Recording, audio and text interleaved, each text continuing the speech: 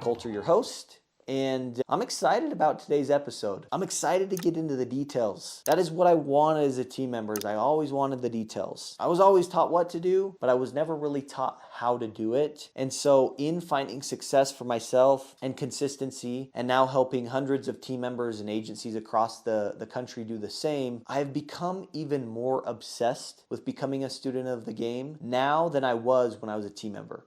I don't know. I love it. And I like to work smart. And obviously we're always going to be working hard, but I like to work smart. I would prefer to work smart. And so with what we're going to talk about today around pivoting is how to work smart with our pivots. And by the way, some of you actually might need to hear this, so listen up. If you want to sell more life insurance policies, talk to more people. Pivot to life insurance more. You're just not having enough conversations. Your activity level's not there. Now, me telling you this, you probably already know that. My question is well, what's preventing you from having more conversations? Ask yourself these questions and just figure out what it is that's keeping you from doing that. Because when you know what it is, now we can actually work to move through those things. We can work to, alleviate some of those limiting beliefs and just start actually having more conversation. But again, I know that you guys know that. It's ingrained in your mind that you need to pivot. Every single customer interaction you have with a customer, pivot. How's your pivoting going? Pivot. Sometimes it's all right, I'm pivoting, chill, jeez. So we know that we all need to pivot. And that obviously if you want to sell more, you got to pivot more. We're not going to spend time there, but we're always taught work hard. That's essentially what I hear from agents is pivot more, pivot, work harder. That's not good enough. Work harder. Pivot more, work harder. But we're taught to work hard.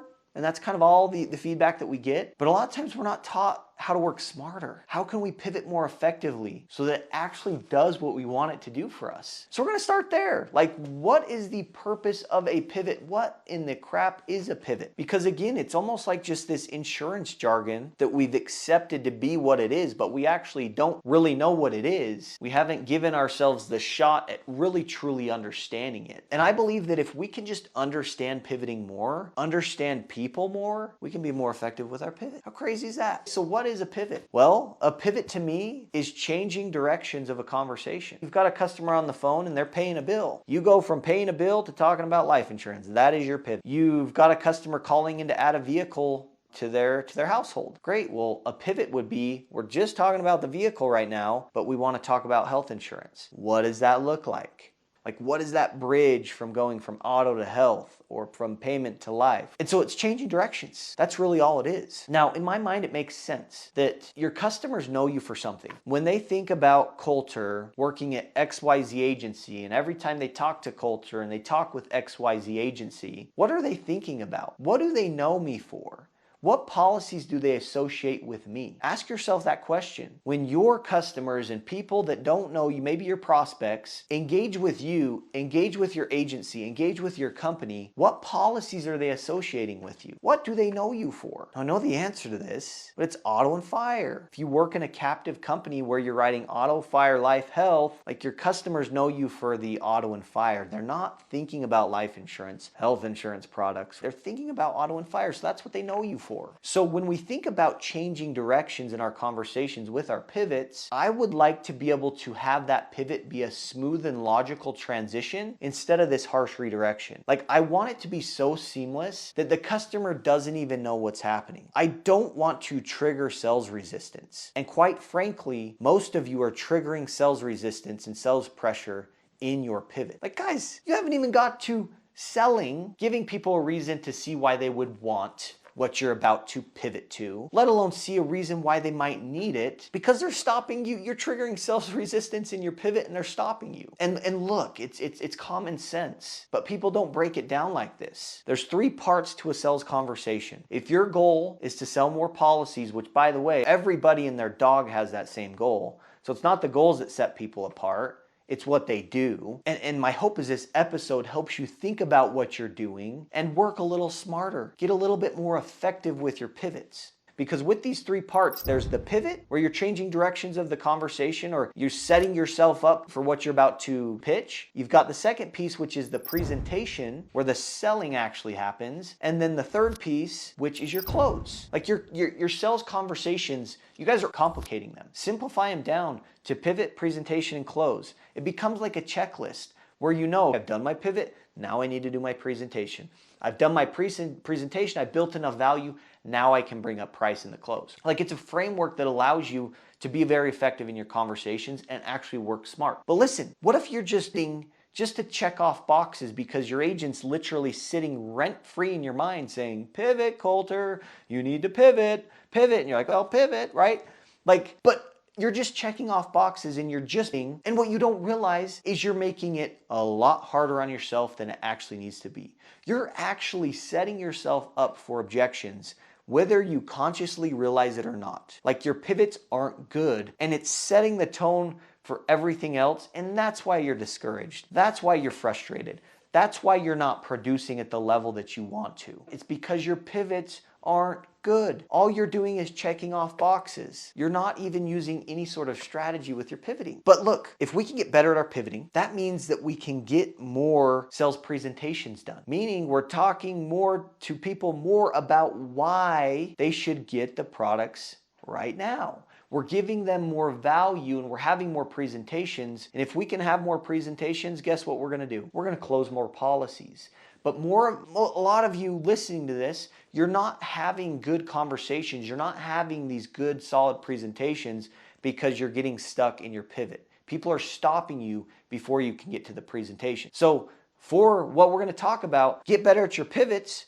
You're going to have more presentations. You're going to close more policies. That's why pivoting matters here. So pivoting, it's changing directions of the conversations. What is the purpose of a pivot? Like, ask yourself that question. What is the purpose of a pivot for me? Well, for me, guys, it's to set myself and the customer up for my presentation. I want to get to a spot where the sales pressure is gone, so the customer doesn't feel like they're being sold to. I don't feel like I'm doing any selling, but I also want to create some curiosity, some intrigue. And so, like, that is the purpose of my pivot. It's to set myself up for the presentation and set my customer up for the presentation as well. I want to be in control of the conversation when the presentation hits. In fact, I want to be in control of the conversation the whole time, and a lot of you are losing control in your pivots. And so I want to set myself and the customer up for the conversation. I want to be in control of the conversation, and I want to prevent objections. I want to prevent objections from happening in the first place. Like, that is the purpose of Coulter's pivot. Set me and the customer up for the conversation or the presentation, stay in control of the conversation, and prevent objections from happening in the first place. That's my purpose. Can't you see like how understanding what the purpose of a pivot and how that actually helps you to work smarter and actually construct pivots that actually work? So, we talked about what the pivot is. I think we already know why we should be pivoting. We've already got people on the phone. We're not having to interrupt people's days. So there's just more opportunities for us to have quality conversations. Your people that you're pivoting to, guys, they trust you. They've already decided to insure their cars and home with you. So there's an element of trust there. They like you, at least to some degree, I hope. And so you already have some ground to stand on. Instead of having to build rapport and build credibility and trust with a brand new prospect that doesn't know you. There are endless opportunities that you can create from your current customers if you would just simply pivot. Also, like, you get more policies for that customer, the business becomes stickier. They're going to stick around longer. But also, we get to help people. We get to help people protect their financial futures better and be able to manage these everyday risks that they face. You'll also the more that you pivot, the better you're going to get and the more skills that you're going to develop. So there's personal development involved in just pivoting every day. And then the last thing, guys, is it works. I'm telling you, I am a big believer. If you're in a hybrid sales service position right now, if you would just this year commit to pivoting to your current customers, people that are already on the phone with you, if you would just bring up life insurance with those people and actually work smart and figure out how to construct these good pivots that actually work, I'm a big believer that if you just commit to that, you can write over 100 life insurance applications this year. Today, can you imagine? No, this year. I feel like you could write over 100 life insurance applications this year if you would just commit to pivoting to everybody. Commit to having conversations with your current people. It works. So we've talked about what pivots are. We've talked about why pivoting is important. Let's talk about how. And I think it's important to kind of break this down to the bones. How can we pivot? Well, guys, there's really two ways that we can pivot. Now, if you choose to use a question, I would recommend keeping it an open-ended question. Avoid the yes or no questions because it's hard to keep that conversation going. It's easy for the customer to give you the short answer and then it's like sales resistance is triggered And like sometimes the conversation can just stop right then and there. Questions have to be good if you're going to use questions to pivot. But just keep in mind, have an open-ended question. One of my all-time favorite pivots is one that I learned from a top producer, Christian, in Virginia. He says, what are you doing about your life insurance? That is not a yes or no question. It's an open-ended question. It elicits a response from my customer. Have an open-ended question if you're gonna use a question. And again, I think what pivot you decide to use and when just depends on the situation. I feel like a pivot's gonna be a little bit different with someone if someone's calling in to pay a bill with me than someone that's sitting in front of me in an IFR. And so what are you doing about your life insurance? I prefer that pivot when I'm pivoting off of transactions, everyday transactions. But if I'm sitting in an IFR appointment, that what are you doing about your life insurance pivot is I still love it for this with an IFR setting. But another one that you can add to your tool belt is, what is your plan if you were to pass away prematurely? Who's gonna make the mortgage payments? What is your plan if you were to pass away prematurely? Is there income that's being replaced, or where is that income coming from to replace yours? Your family's gonna still have all these bills. So what is your plan? I like that pivot for more of an appointment setting. But again, questions. Have open-ended questions in your pivoting. Now, the second way that we can pivot is a statement, which I find that in day-to-day transactions, I find that I lean more towards statement pivots than question pivots. I just feel like I can maintain more control. Now, I'm not saying that that's the case for everybody, but for me, that's what I've identified. So some simple statement pivots are, tell me about the coverage you have in place to replace your income for your family if you were to pass away prematurely. So tell me about it. I love that statement. The other form of a statement pivot is essentially just telling people what you're going to do. Now, if you're going to use this, I like to recommend giving them a reason as to why you're going to do what you're going to do, and then just remove sales pressure, guys. And here's how you can do it. Listen, where you have a loan on your vehicle, I'm going to quote you our loan payoff protection, and you can tell me what you think. Now, guys, you notice, I hope that you're picking up on the words that I'm using. Sometimes I say the words life insurance, other times I don't. But I think a few key points to wrap up this podcast episode is that the words that we use matter. The reason that sometimes I don't say life insurance is because I want customers and I want prospects to focus on what this stuff does for them, not what it is and what it's called. Because what I realized is people have these beliefs that whether or not they're true, they have these beliefs about life insurance, short-term disability insurance. Again, whether or not they're true, they have them. And I found that when people heard life insurance, they heard disability, they would go to these objections that we've all heard because that's all they know about them. And I found that people's walls would go up, they'd put their guards up. After I'd say, hey, tell me about your life insurance. Oh, Coulter, I have it through work, or Coulter, I'm good, I can't afford it. We've already got a wall up. And no matter how good Coulter is at moving through that objection and helping them think differently, I just have found customers, especially with day-to-day transactions, it's like they tune you out. No matter how beautiful what you're saying is, they're not actually listening to you. They're not actually engaged. And so I just found that using life insurance, using disability, a lot of times I was setting myself up for objections. And so if you find that maybe you're getting a lot of premature objections and customers are giving you objections when they hear life insurance, when they hear disability, leave the words out.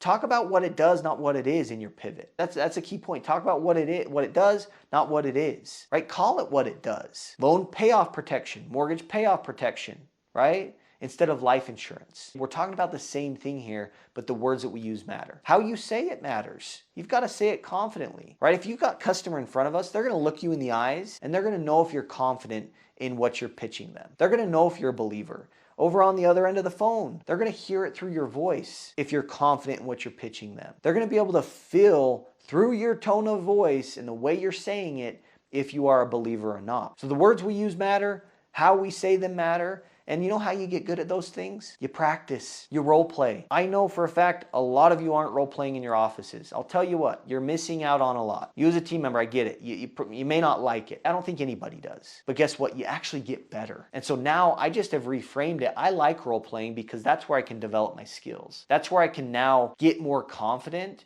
and go out and sell more policies. I like more money. I like helping people more. And if role play is what I need to do to get there, guys, it is so worth it. But if you're not role-playing in your offices and you want to, just start. And if you want some help, that's what we do in the team member perspective. Every single Wednesday, we role-play. We bring live scenarios and we practice. Number one, we practice our delivery and just getting the script and process down so that it's compelling. And number two, then we introduce complexity. Once people have this foundation of like they're actually getting the delivery down really well, then we introduce complexity. Then we start working on objection. But until then, that's the first goal, is just get the delivery down. Get really good at your pivots. Get really good at your presentation. Get really good at presenting the price. And then we'll talk about objections. People are just role playing the wrong way, and they're wondering why it's not working for them. Well, a lot of people, you're probably like, you might relate to this, but like a lot of team members probably leave these role play sessions with less confidence than with more. It's not doing them any good because they don't know how to do it effectively. So if you find yourself in any situation where one, you're not role playing, or two, you feel like it's not working for you, reach out to us, see if it might be a good fit. But it's fun to be able to kind of talk shop and work through these role play scenarios with different team members just like us. A lot to learn, but that's how we get better. So practice. Now, with your pivoting, guys, timing matters. I wish someone, when I first started out, would have just grabbed me by the ears and said, look, you need to pivot, yes, but your timing is very important too. Don't forget about your timing. Because I dealt with this guilt because I knew I needed to pivot, just like all of you. I knew I needed to pivot. Every time I had a customer and I would recognize an opportunity, I would pivot a lot of the times, even if the timing wasn't right. But like at that point, guys, I'm just checking boxes, and I'll get to that in a minute. But like, if I didn't pivot on that phone call when I recognized that opportunity, I experienced this feeling of guilt. And I'd hang up that phone and be like, man, I missed that opportunity. And I let that sit. And a lot of you are just like me, and you've let that sit too long, where now all of a sudden you're feeling down on yourself. Your confidence is starting to go out the window because you missed an opportunity. I want to challenge that right now. Just because you don't pivot right then and there doesn't mean that opportunity is lost forever. Because guess what? You can call them back. Guys, it's that simple. You can call them back. So timing matters. Now, if you're in a conversation with a customer and they're making a payment and you can just sense in their voice that they're rushed, hey, yeah, I'm just here to make a payment, and you can hear stuff going on in the background, yeah, yep, and they're real short with you, timing might be right to bring up life insurance, but hey, you need to bring up life insurance. You start checking boxes. Let's get away from checking boxes, and if we recognize that's not right for our customer, let's do what's called pre-sell a callback. And it's simply this. It's simply letting the customer know that you might call them back later. But again, use strategy, like give them a reason as to why you would be calling them back later. Give them a reason to pick up the phone when you call them back later. So an example of my pre-selling the callback is this, and mind you, Coulter's running through, he makes a payment, and he can just sense the timing's not right, but I do see an opportunity to pivot to life insurance because the customer doesn't have it. But if I feel like it's not right timing, here's what I'll do. I'll say, look, Mr. Customer, I'll get that payment taken care of, we'll get your receipt, make it really smooth. Look, real quick, I know you pay us a lot of money. You've been with us for 5 years. Thank you for your business. Probably don't tell you that enough. But again, I don't know when the last time someone reviewed your account to look for any sort of discounts you might be missing out on, or any potential gaps, holes, or concerns in your policies. So if you don't mind, at some point today, I'm just gonna, when I get some time, I'll go and look through everything. If I see anything, any sort of discount or any sort of gap, hole, or concern, are you okay if I just shoot you a call back? What do you think the customer's gonna say? Guys, they say yes. Almost every single time they're gonna tell you yes. Because they hear discounts. Ooh, it's gonna pipe some curiosity, but also gaps, holes, or concerns. Like I'm telling the customer, like, look, I don't know if anybody's reviewed your policy, so I'm gonna do it. That's why, for any discounts or any gaps, holes, or concerns, if I see anything, are you okay if I shoot you a call back? I'm telling them why I might call them back instead of just calling them back out of nowhere. I'm being proactive with that, so that when I do call, they're anticipating it, so they're more than likely to pick up the phone, but also it kind of sets myself up already. I'm framing them a little bit. But again, guys, you can always call them back. So if you recognize an opportunity and that timing's not right for your customer, number one, just know that opportunity is not lost forever. But number two, if you want to be proactive and set yourself up for a lot of opportunities you can easily close and frame your customers, pre-sell the callback. But timing for our customers, that makes sense. But I want you to also think about timing with you. Maybe you just hung up the phone with a very nasty customer about their rate increase, and you're kind of affected a little bit. Or maybe you've pivoted to life insurance, and the last 3 pivots you did today, the customer told you no, and it's kind of affected your confidence a little bit. So if the timing's not right for you, but you still recognize that opportunity, pre-sell that callback, write their name down, time block it, and call them back. The pre-selling the callback only works if you actually do it and you follow through. But I'm telling you, timing matters. And the nice thing about pre-selling this callback is it gives you time to go look through their account, to get caught up on their experience with your office. Look through and see different team members have talked to them about. See if they've had any claims. See if there are any sort of discounts they might be missing out on. And be able to kind of come up with a strategy so when you call them back, you're a little prepared. It also allows you to go and practice it with a team member, practice it with an agent, record yourself and listen to it before you go. Preparation is the mother of success. This gives you time to go out and prepare before you call them back. So the timing matters for both you and for the customer. And again, with pivoting, if you feel like you're getting premature objections in the same ones consistently, like you see a pattern, bring them up before they can. Prevent objections if you can. So for example, Coulter's pivoting to life insurance and the customer, he just keeps hearing, I've got it through work, Coulter, I'm good. One thing I can do is, hey, tell me about your life insurance policy outside of work. Boom, we're bringing it up before they can. It gets us further into that conversation. Now, the last piece is you do need to pivot, and you need to pivot consistently and you need to pivot more. But evaluate and hold yourself accountable to that activity. Track your activity, track your pivots, and find out how you can make sure that you're actually implementing it, that you're actually pivoting every single day if you want to get better. All right, and once you get really good at your pivots,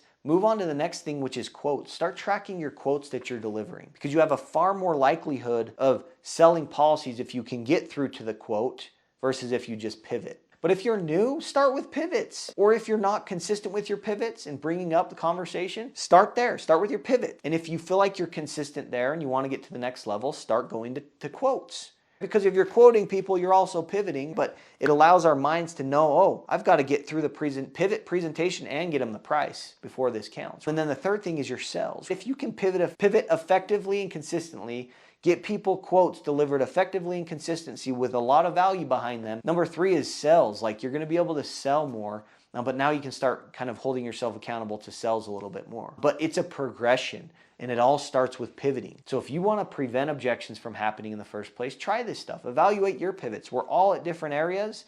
I don't know what you might need. And if you feel like you don't know, reach out to me. Reach out to us in our group and we can help identify some trends. We can help you know where you can focus to actually get to the next level. And we can give you some feedback on your pivoting. But if you can pivot more effectively, you're going to have more presentations. And with more presentations, you're going to sell more policies. It's that simple, but it all starts with your pivoting. Guys, I hope this was helpful. Pivoting effectively has changed the game for me, and I know it can change the game for you. Last but not least, our Win the Week weekly planners are now available for purchase on our website, tmperspective.com. You'll see it at the very top, weekly planners. Go check them out. They're fun, guys. But again, it's all strategy. It allows us to take control of what we want to happen instead of live reactively and just let whatever happen. We've got every single left page is last week, every single right page is this week. It allows you to evaluate what you're doing, what's working, what's not, and make plans on a weekly basis. Because I know, listen, most of you are only planning during fall planning. You're missing out on a lot if you are. Appreciate you guys. Have a great day, and we'll catch you in our next